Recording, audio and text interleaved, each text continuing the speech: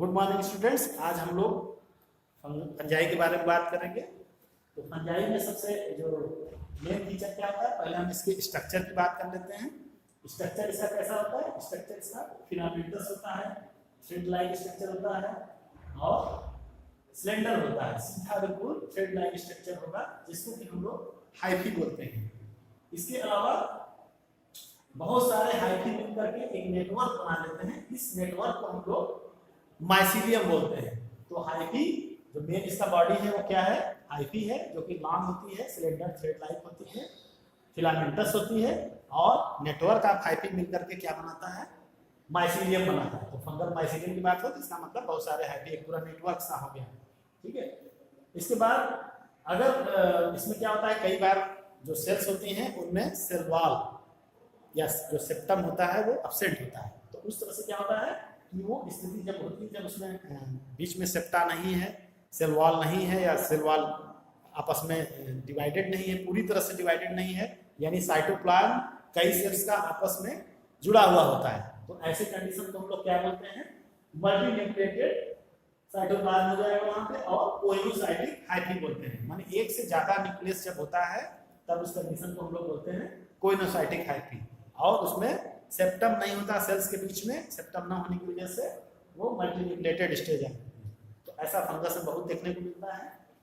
तो उसके बाद अब हम आते हैं इनका सेल वॉल कैसा होता है। सेल वॉल जो होती है इसकी काइटिन की बनी होती है और पॉलीसेकेराइड की बनी होती है। आपने 5 पिगमेंट क्लासिफिकेशन में हमने बताया था इस चीज को कि जो इसकी सेल वॉल होती है वो स्पेसिफिक होती है, काइटिन और पॉलीसेकेराइड होती है। अब हम इनके मोड ऑफ न्यूट्रिशन पे आते हैं।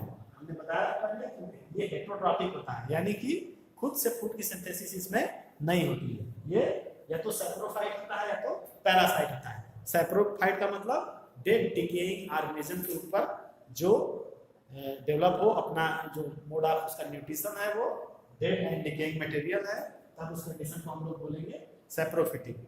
और अगर वो लिविंग ऑर्गेनिज्म के ऊपर डिपेंड है तब उसको कंडीशन को हम लोग बोलेंगे पैरासाइट कंडीशन। तो फंगल में दोनों चीजें देखने को मिलती हैं। आप लोग जानते होंगे कि बहुत सारी डिजीज होती हैं, फंगल डिजीज ह्यूमन में भी होती हैं, उसके अलावा प्लांट्स में भी होती हैं, एनिमल्स में भी होती हैं। तो ये सारे कैटेगरीज होती है वो पैरासिटिक कैटेगरी होती है। इसके बाद हम लोग दूसरा जो एक तरीका है फंगस में देखने को मिलता है वो है सिम्बियॉन्ट्स। तो सिम्बियॉन्ट्स का मतलब जो कुछ फंगस होते हैं किसी प्लांट्स के साथ में, कुछ प्लांट्स के साथ में एक सिम्बियोटिक रिलेशन में रहते हैं। सिम्बियोटिक रिलेशन में दो तरीके से रहते हैं। अगर वो एल्गी के साथ सिम्बियोसिस में रह रहे हैं तो उस कंडीशन को हम लोग लाइकेंस बोलते हैं। और दूसरा होता है माइकोराइजा। हायर प्लांट्स के रूप में कुछ फंगस रहते हैं वहां पे, उनसे अपना न्यूट्रिशन प्राप्त करते हैं, न्यूट्रिशन लेते हैं और उसके बदले में उनको प्रॉपर जो है कि जो वाटर और मिनरल्स का एब्जॉर्प्शन है उसको बेटर करते हैं। तो इस तरह से वहां पर भी वो सिम्बियोसिस रिलेशनशिप में रहते हैं। तो फंगस में दो तरीके का आपने सिम्बियोटिक रिलेशनशिप देखा, एक लाइकेन और एक माइकोराइजा। इस तरह से इसका डिटेल आप लोग बाद में पढ़ेंगे। अब हम आते हैं इसके रिप्रोडक्शन पे। रिप्रोडक्शन इसमें किस किस तरीके से होता है? तो रिप्रोडक्शन इसमें कैसा होता है?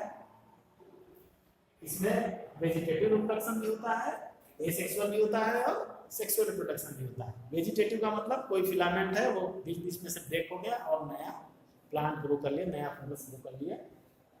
एसेक्सुअल रिप्रोडक्शन में क्या होगा? जाहिर सी बात है, एसेक्सुअल रिप्रोडक्शन में तो स्पोर का फॉर्मेशन होगा। स्पोर कौन कौन से बनेंगे? कोनिडिया बनेंगे, या फिर स्पोरेंजियोस्पोर बनेंगे, या फिर जूस्पोर बनेंगे। अब आते हैं सेक्सुअल रिप्रोडक्शन पे। सेक्सुअल रिप्रोडक्शन में कौन कौन से फॉर्मेशन होंगे? या तो oospore फॉर्मेशन होगा, या स्क्वैस्पोर फॉर्मेशन होगा, या बेसिडियोस्पोर फॉर्मेशन होगा।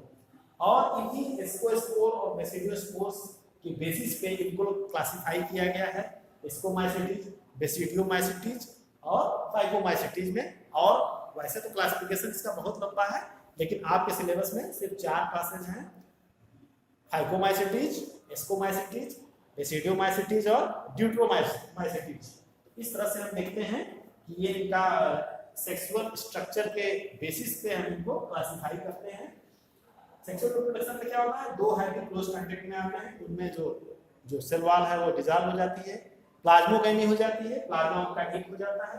हालांकि अभी इनका न्यूक्लियस फ्यूज नहीं हुआ है, कैरियोगेमी नहीं हुई है, बहुत सारे फंगस में कैरियोगेमी हो जाती है और कुछ फंगस में कैरियोगेमी बाद में होती है, यानी कि जाइगोट बनने के बाद जब उसमें रिडक्शन डिवीजन होना होता है उस टाइम पर पहले फ्यूजन होता है, कैरियोगेमी होती है और उसके बाद फिर उसमें रिडक्शन डिवीजन होकर के फर्दर स्पोर्स का फॉर्मेशन होता है, हैप्लॉइड स्पोर का फॉर्मेशन होता है।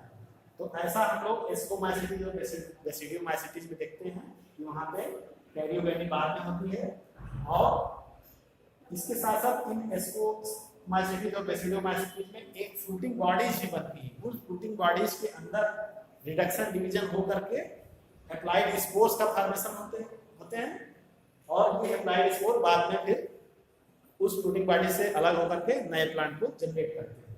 तो यहाँ पे फ्रूटिंग बॉडीज के अंदर रिडक्शन डिवीजन होता है और रिडक्शन डिवीजन होकर के हैप्लॉइड स्पोर का फॉर्मेशन होता है।